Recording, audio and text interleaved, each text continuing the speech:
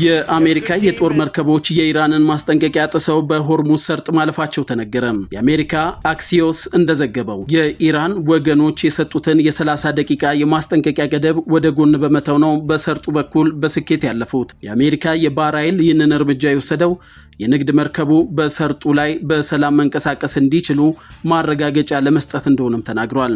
በሌላ በኩል የኢራን መገናኛ ብዙሃን የአሜሪካ መርከቦች ማስጠንቀቂያ እንደደረሳቸው አቅጣጫቸውን ቀይረው አፈግፍገዋል በማለት የተለየ መረጃ እያሰራጩ ይገኛሉ።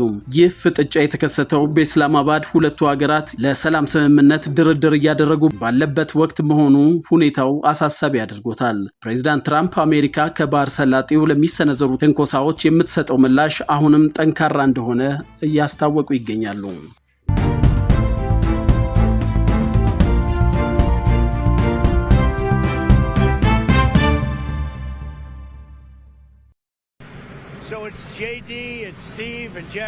የአሜሪካ የጦር መርከቦች የኢራንን ማስጠንቀቂያ ጥሰው በሆርሙዝ ሰርጥ ማለፋቸው ተነገረ። የአሜሪካ አክሲዮስ እንደዘገበው የኢራን ወገኖች የሰጡትን የ30 ደቂቃ የማስጠንቀቂያ ገደብ ወደ ጎን በመተው ነው በሰርጡ በኩል በስኬት ያለፉት። የአሜሪካ የባህር ኃይል ይህንን እርምጃ የወሰደው የንግድ መርከቡ በሰርጡ ላይ በሰላም መንቀሳቀስ እንዲችሉ ማረጋገጫ ለመስጠት እንደሆነም ተናግሯል። በሌላ በኩል የኢራን መገናኛ ብዙሃን የአሜሪካ መርከቦች ማስጠንቀቂያ እንደደረሳቸው አቅጣጫቸውን ቀይረው አፈግፍገዋል በማለት የተለየ መረጃ እያሰራጩ ይገኛሉ።